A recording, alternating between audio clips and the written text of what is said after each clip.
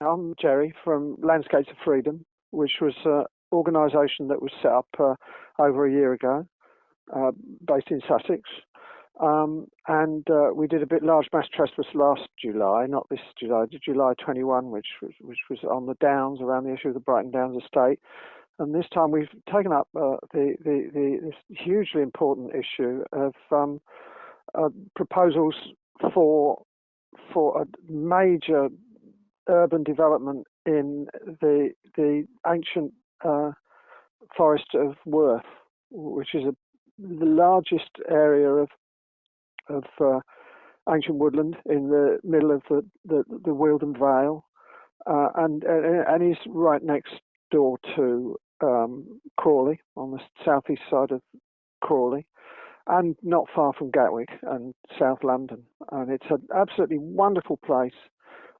Huge area of woodland, a lot of it replanted with conifers, but still with a lot of its resources intact, with fantastic assemblage of ancient trees, wonderful old trees, ents in their hundreds on the affected site, ancient gills with the temperate rainforest mosses and liverworts and plants, and a lot of wonderful birds and creatures, big and small, including some that are so rare and special that I can't give you the name of them on air.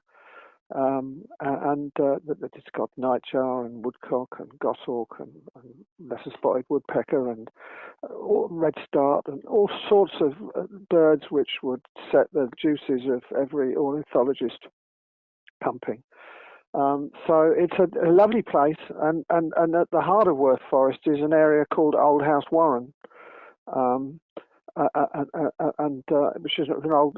It's used for rabbit raising in early modern times, 17th and 18th century, and that area is targeted by Center Parcs, who want to put a gigantic built development there on about 500 acres, 553 acres, a gigantic development with 900 lodges and a big plaza, shopping plaza and restaurants and subtropical water paradise and roads and car parks and buildings and cycleways and all the stuff that Center Parcs does, and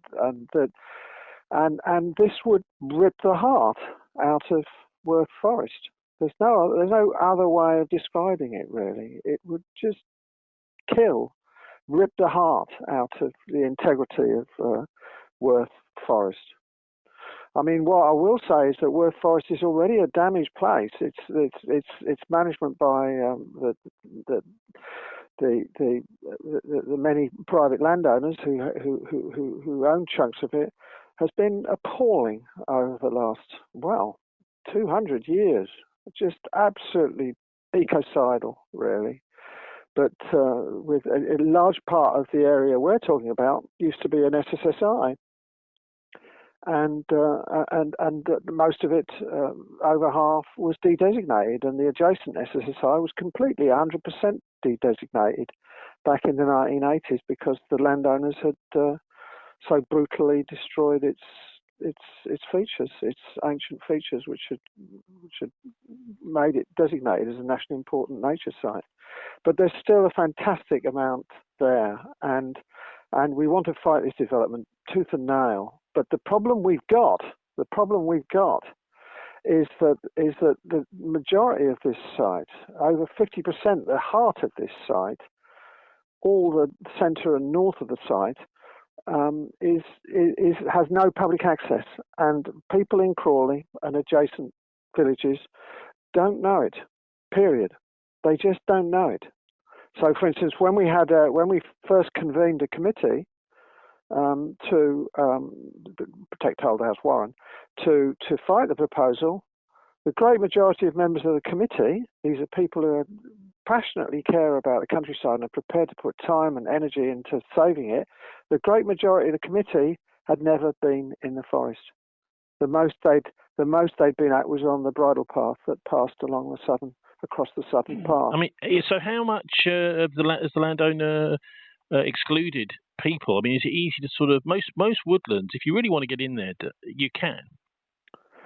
But very, very few people go in the majority of Oldhouse Warren. There's areas there where I've never seen a member of the public, never. And yet, the only thing that separates Oldhouse Warren from the suburbs of Crawley is the M23 motorway. And in fact, part of the suburbs of Crawley at Maidenbower are actually built on part of the old footprint of Oldhouse Warren. So it's actually very close in if you're a woodcock flying across it, it's a 2-minute flight from the suburbs of or less from the suburbs of Maidenbower, Crawley, to Oldhouse Warren, and yet the majority of Oldhouse Warren, no one goes in. In one area up against the motorway, there was a paintball site for some years. That's now completely gone. But the majority of Oldhouse Warren, really no one goes in. There's a small area on the west side by Stamford Brook, which dog walkers take their dogs up. You can get to the stream side there, but mostly people don't go to it. And you can't fight for an area which no one knows. So what are you planning? My old mantra: what the eye doesn't see, the heart won't grieve. No, that's right. But what are you planning? You can't fight for something you don't know. So what are you planning on the 24th of September then? It's a walk in the forest, which will reconnect people with, or connect for the first time people with the parts of the forest the best parts of the forest that they can't and haven't been to. That's what we're doing. A simple walk to reconnect our people who are interested in nature and local people with to reconnect them with but there aren't any. There's no public footpaths in there. No, there's a public footpath going from east to west across it, but no, the majority of it has no public access. But that's no let and hindrance to you or me, Tony, as you know, and we have to do this. We have to do this. We have to do it for a whole range of very practical reasons. As I said, the first and most important, overwhelming reason is that you can't fight for something you don't know. But if you pick that apart, if you're not actually in there recording the wildlife and actually measuring and checking and recording and listing the wildlife which is present there, you can't build a case. You can't build the strongest case against its destruction.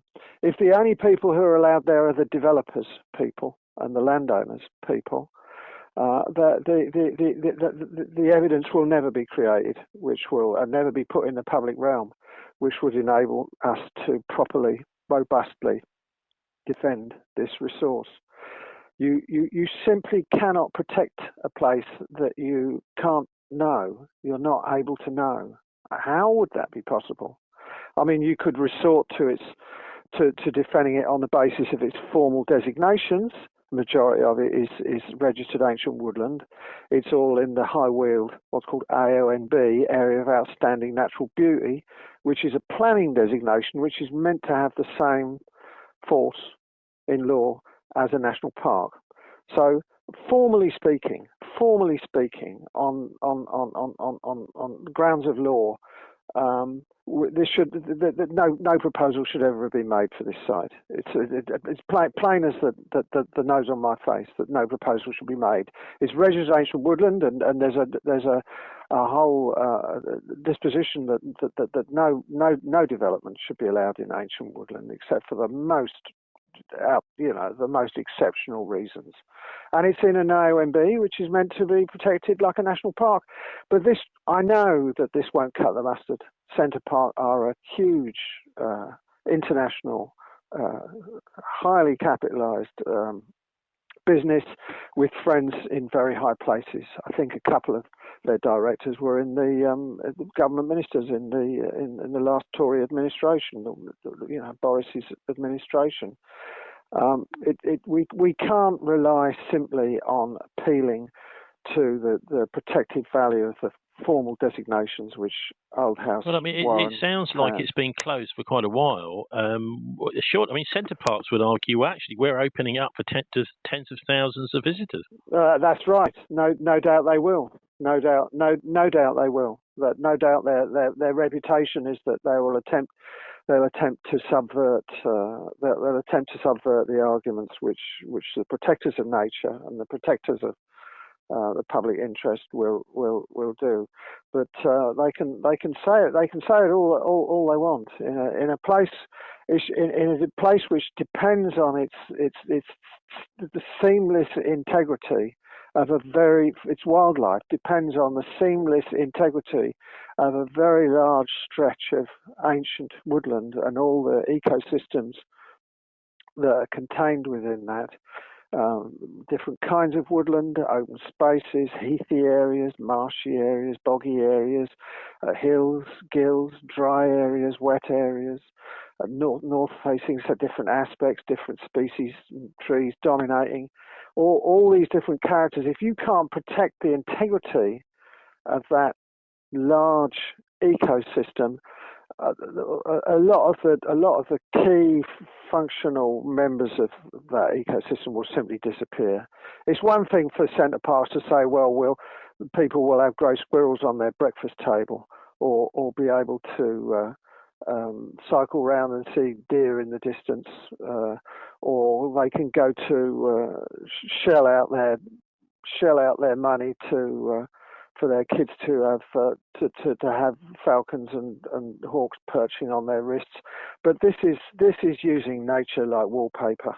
This is using nature like some kind of synthetic backdrop, some kind of plasticized backdrop to people's lives, not nature how we want to experience it. The joy of being in nature with your people or on your own, with nothing surrounding you except other creatures and the peace of the natural world.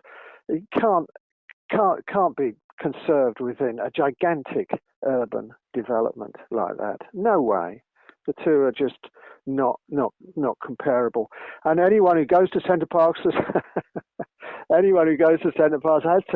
to empty their pockets to do so, as you and me know very well. This is no cheap day out, Center Parcs. A lot of the people, woods and our countryside should be free to us all, for all to enjoy, not those who've got the dosh to shell out on entry fees. What do you know about the landowners? The landowners are members of a family that's been present as big landowners in Sussex and a lot of the rest of Britain, Scotland for a very long time. It's members of the Pearson dynasty, who of course I think they still own the Financial Times, don't they? Publishing. Their current biggest business is global business is attempting to privatise third world education, and many of your listeners will have heard stories about these schools set up in poor countries all over the world, where poor kids are forced to obliged to pay fees to access the online materials that the Pearsons use as their primary teaching aids. It's appalling and completely unethical business. I suppose you can almost see a link between them and the Center Parcs' attitude to pay per view countryside education. Pay, and this is big money. We know that. We know that the particular landowner who owns this portion of the old Paddockhurst estate has